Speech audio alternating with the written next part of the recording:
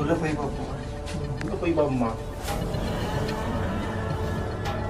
இன்னும் மிகப்பெரிய அளவில் இது இடிஞ்சிருக்கு. அடிக்குமா? டம்மு டும்மு கும்ப.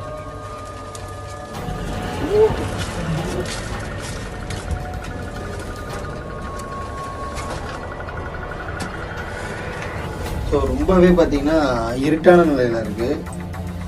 தருவாங்க உள்ள போ. வவாலுக்கு எங்கே போனாலும் பஞ்சம் இல்லைங்க.